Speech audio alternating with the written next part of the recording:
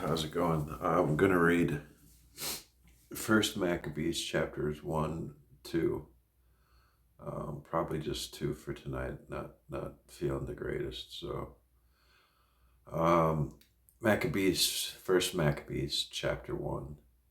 And it happened after that, Alexander, son of Philip, the Macedonian, who came out of the land of Shittim, had smitten Darius, king of the Persians and Medes, that he reigned in his stead the first over Greece, and made many wars, and won many strongholds, and slew the kings of the earth, and went through to the ends of the earth, and took spoils of many nations, insomuch that the earth was quiet before him, whereupon he was exalted, and his heart was lifted up.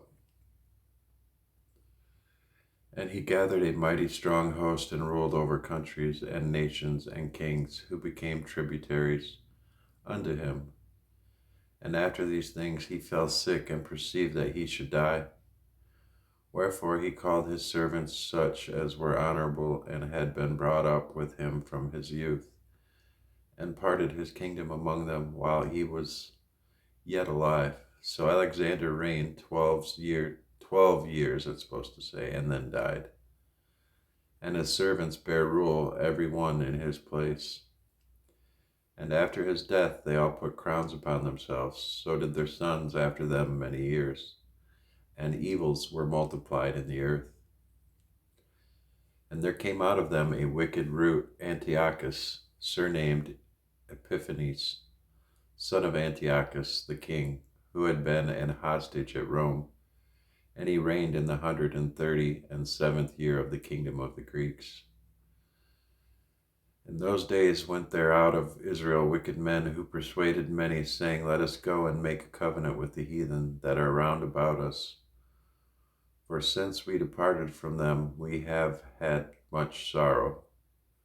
So this device pleased them well.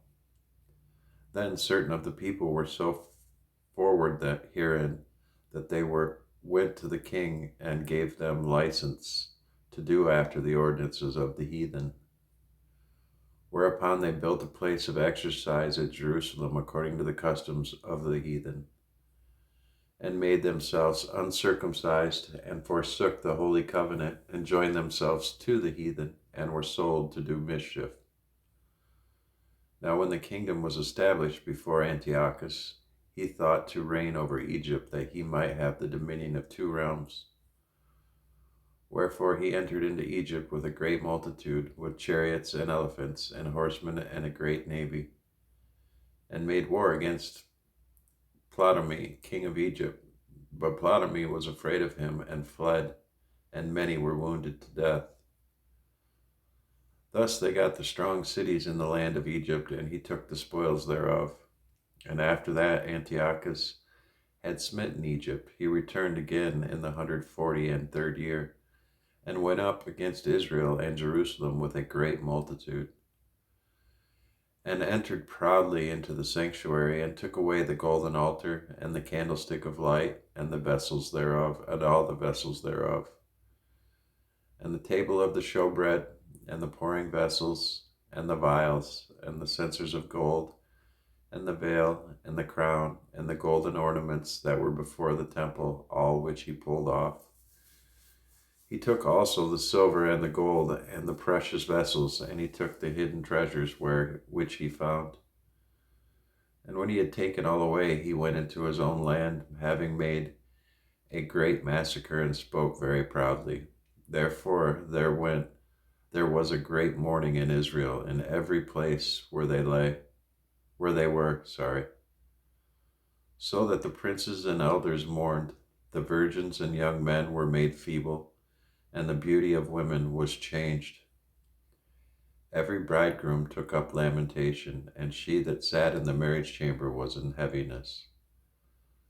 The land also was moved for the inhabitants thereof, and all the house of Jacob was covered with confusion. And after 2 years fully expired, the king sent his chief collector of tribute unto the cities of Judea, who came unto Jerusalem with a great multitude, and spake peaceable words unto them, but all was For when they had given him credence, he fell suddenly upon the city and smote it very sore, and destroyed much people of Israel. And when he had taken away the spoils of the city, he set it on fire, and pulled down the houses and walls thereof on every side. But the women and children took they captive, and possessed the cattle. Then builded they the city of David with a great and strong wall, and with mighty towers, and made it a stronghold for them. And they put therein a sinful nation, wicked men, and fortified themselves therein. They stored it also with armor and victuals. And when they had gathered together the spoils of Jerusalem, they laid them up there, and so they became a sore snare. For it was a place to lie in wait against the sanctuary, and an evil adversary to Israel. Thus they shed innocent blood on every side of the sanctuary, and defiled it, insomuch that the inhabitants of Jerusalem fled because of them, whereupon the city was made an habitation of strangers, and became strange to those that were born in her, and her own children left her. Her sanctuary was laid waste like a wilderness. Her feasts were turned into mourning, her Sabbaths into reproach, her honor into contempt. As had been her glory, so was her dishonor increased, and her excellency was turned into mourning. Moreover, King Antiochus wrote to his whole kingdom that all should be one people, and everyone should leave his laws. So all the heathen agreed according to the commandment of the king. Yea, many also of the Israelites consented to his religion, and sacrificed unto idols, and profaned the Sabbath. What do you want? For the king had sent letters by messengers unto Jerusalem and the cities of Judah, that they should follow the strange laws of the land, and forbid burnt offerings and sacrifice and drink offerings in the temple, so that they should profane the Sabbath and festival days, and pollute the sanctuary and holy people, set up altars and groves and chapels of idols, and sacrifice swine's flesh and unclean beasts, that they should also leave their children uncircumcised, and make their souls abominable with all manner of uncleanness and profanation, to the end they might forget the law, and change all the ordinances. And whosoever would not do according to the commandment of the king, he said, he should die. In the selfsame manner wrote he to his whole kingdom, and appointed overseers over all the people, commanding the cities of Judah to sacrifice, city by city. Then many of the people were gathered unto them, to wit, every one that forsook the law, and so they committed evils in the land. And he drove the Israelites into secret places, even wheresoever they could flee for succor. Now the 15th day of the month Caslu, in the 145th year, they set up the abomination of desolation upon the altar, and builded idol altars throughout the city of Judah on every side, and burnt incense at the doors of their houses and in the streets. And when they had rent in pieces the books of the law which they found, they burnt them with fire. And whatsoever was found with any the book of the testament, or if any committed to the law, the king's commandment was that they should be put him to death. Thus did they, by their authority unto the Israelites, every month, to as many as were found in the cities. Now the 25th day of the month they did sacrifice upon the idol altar, which was upon the altar of God. At which time, according to the commandment, they put to death certain women that had caused their children to be circumcised. And they hanged the infants about their necks, and rifled their houses, and slew them that had circumcised them. Howbeit many in Israel were fully resolved and confirmed in themselves not to eat any unclean thing, wherefore the rather to die, that they might not be defiled with meats, and that they might not profane the holy covenant. So then they died. And there was very great wrath upon Israel. All right. Chapter 2. In those days arose Matthias, the son of John, the son of Simeon, a priest of the sons of Hori from Jerusalem, and dwelt in Modin. And he had 5 sons: Johanan, called Caius, Simon, called Thassi, Judas, who was called Maccabees, Eliezer, called Averon, and Jonathan, whose surname was Aphus. And when he saw the blasphemies that were committed in Judah and Jerusalem, he said, Woe is me!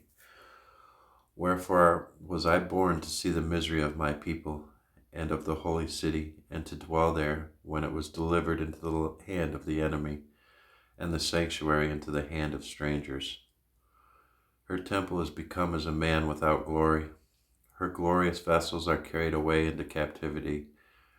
Her infants are slain in the streets, her young men with the sword of the enemy.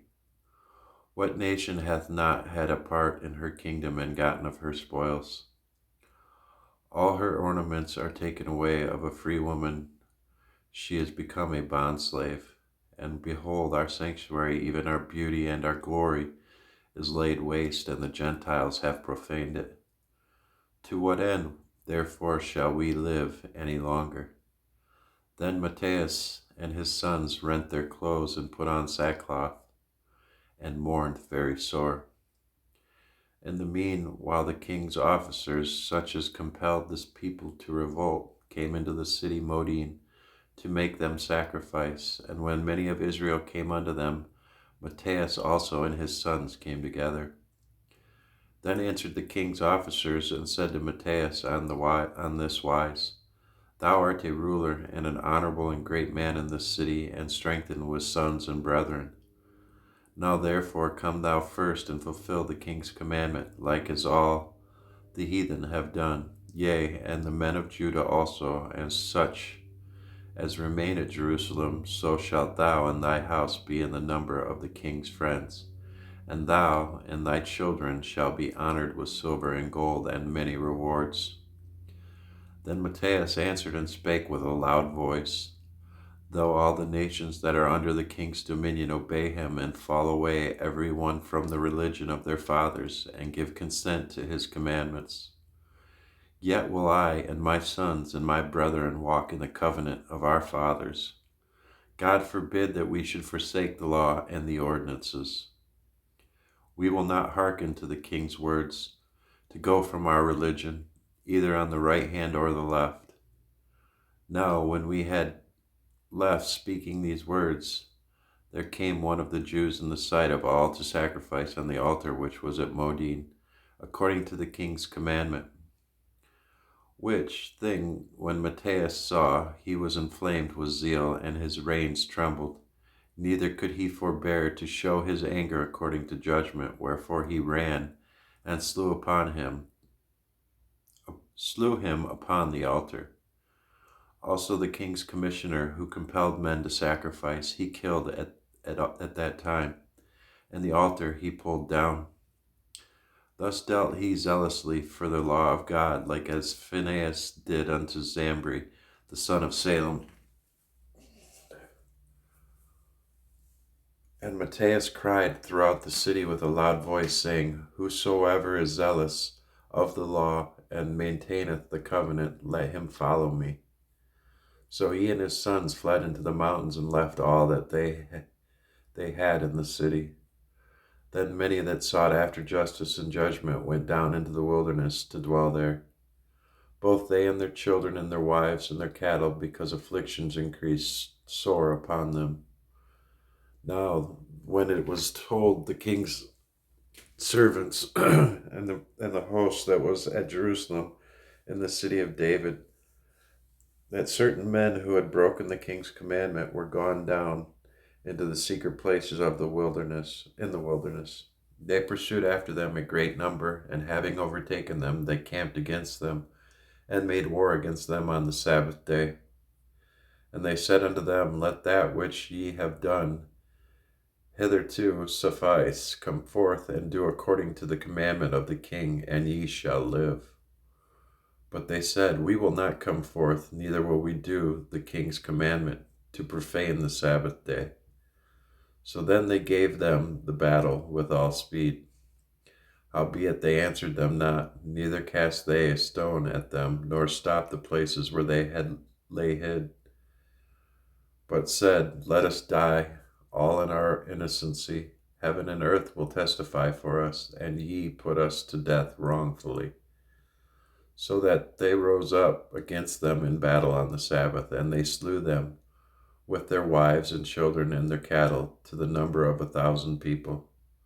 Now, when Matthias and his friends understood hereof, they mourned for them right sore, and of them said to another, if we all do as our brethren have done, and fight not for our lives and laws against the heathen, they will now quickly root us out of the earth. At that time, therefore, they decreed, saying, Whosoever shall come to make battle with us on the Sabbath day, we will fight against him.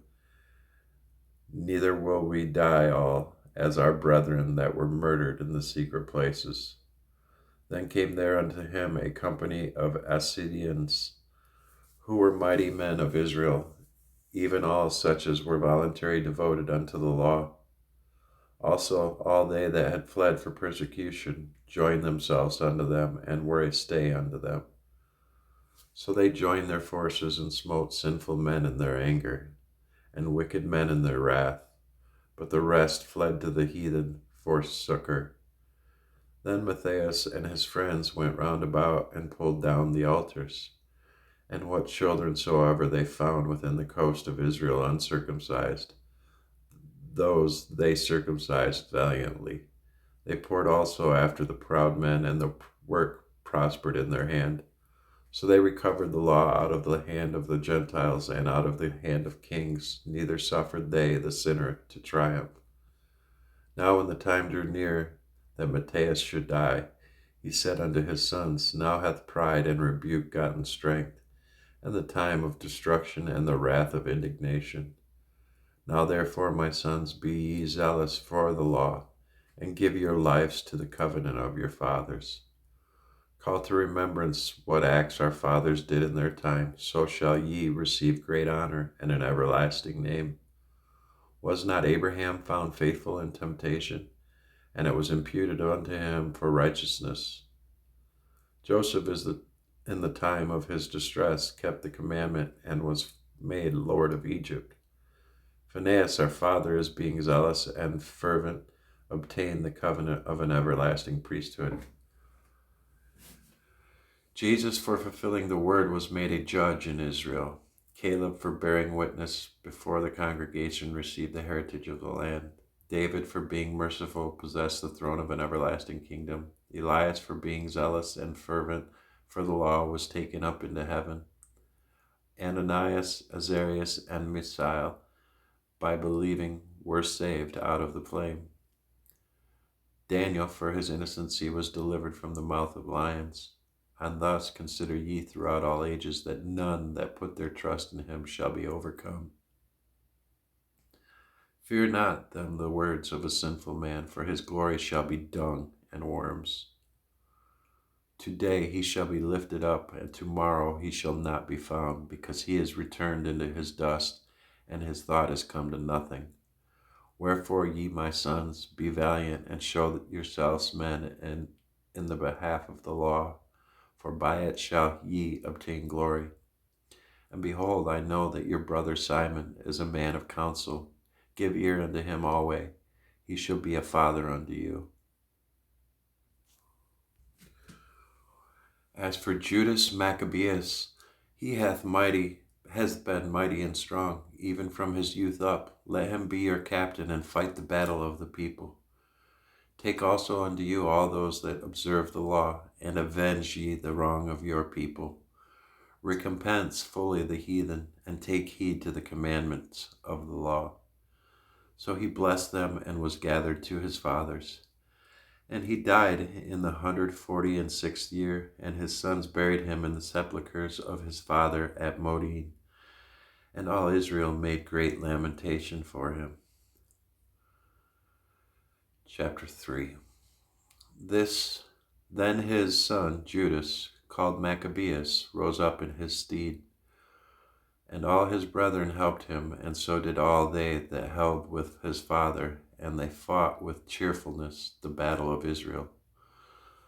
So he gat his people great honor, and put on a breastplate as a giant, and girt his warlike harness about him, and he made battles, protecting the host with his sword. In his acts he was like a lion, and like a lion's whelp roaring for his prey. For he pursued the wicked, and sought them out, and burnt up those that vexed his people. Wherefore the wicked shrunk for fear of him, and all the workers of iniquity were troubled, because salvation prospered in his hand. He grieved also many kings, and made Jacob glad with his acts, and his memorial is blessed forever. Moreover, he went through the cities of Judah, destroying the ungodly out of them, and turning away wrath from Israel, so that he was renowned unto the utmost part of the earth, and he received unto him such as were ready to perish. Then Apollonius gathered the Gentiles together in a great host out of Samaria to fight against Israel. Which thing, when Judas perceived, he went forth to meet him, and so he smote him, and slew him. Many also fell down slain, but the rest fled. Wherefore Judas took their spoils, and Apollonius' sword also, and therewith he fought all his life long. Now when Saran, a prince of the army of Syria, heard say that Judas had gathered unto him a multitude and company of the faithful to go out with him to war, he said, I will get me a name and honor in the kingdom, for I will go fight with Judas and them that are with him, who despise the king's commandment. So he made him ready to go up, and there went with him a mighty host of the ungodly to help him, and to be avenged of the children of Israel. And when he came near to the going of a Bethoron, Judas went forth to meet him with a small company, who when they saw the host coming to meet them, said unto Judas, How shall we be able, being so few, to fight against so great a multitude and so strong, seeing we are ready to faint with fasting all this day? Unto whom Judas answered, It is no hard matter for many to be shut up in the hands of a few, and with the God of heaven it is all one, to deliver with a great multitude or a small company. For the victory of battle standeth not in the multitude of an host, but strength cometh from heaven. They come against us in much pride and iniquity to destroy us and our wives and children, and to spoil us. But we fight for our lives and our loss. Wherefore the Lord himself will overthrow them before our face. And as for you, be ye not afraid of them. But as soon as he had left off speaking, he leapt suddenly upon them, and so Saran and his host was overthrown before him. And they pursued them from the going down of Bethoron unto the plain, where were slain about 800 men of them, and the residue fled into the land of the Philistines. Then began the fear of Judas and his brethren, and an exceeding great dread to fall upon the nations round about them. Insomuch as his fame came unto the king, and all nations talked of the battles of Judas. Now when King Antiochus heard these things, he was full of indignation. Wherefore he sent and gathered together all the forces of his realm, even a very strong army. He opened also his treasure, and gave his soldiers pay for a year, commanding them to be ready whensoever he should need them. Nevertheless, when he saw that the money of his treasures failed, and that the tributes in the country were small, because of the dissension and plague which he had brought upon the land in taking away the laws which had been of old time, he feared that he should not be able to bear the charges any longer, nor to have such gifts to give so liberally as he did before, for he was abounded above the kings that were before him. Wherefore, being greatly perplexed in his mind, he determined to go into Persia, there to take the tributes of the countries, and to gather much money. So he left Lysias, a noble man and one of the blood royal, to oversee the affairs of the king from the river Euphrates unto the borders of Egypt, and to bring up his son Antiochus until he came again. Moreover, he delivered unto him the half of his forces and the elephants, and gave him charge of all things that he would have done, as also concerning them that dwelt in Judah and Jerusalem. To wit, that he should send an army against them to destroy and root out the strength of Israel and the remnant of Jerusalem, and to take away their memorial from that place, and that he should place strangers in all their quarters, and divide their land by lot. So the king took the half of the forces that remained, and departed from Antioch, his royal city, the 147th year, and having passed the river Euphrates, he went through the high countries.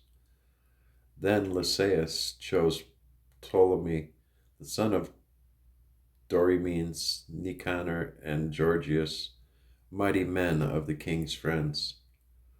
And with them he sent 40,000 footmen and 7,000 horsemen to go into the land of Judah and to destroy it as the king commanded.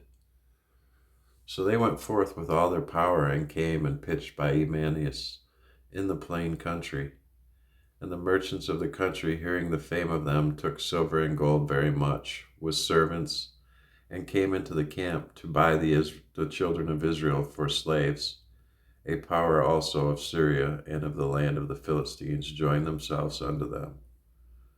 Now when Judas and his brethren saw that miseries were multiplied, and that the forces did encamp themselves in their borders, for they knew how the king had given commandment to destroy the people and utterly abolish them, they said one to another, Let us destroy the decayed fortune of our people, and let us fight for our people and the sanctuary.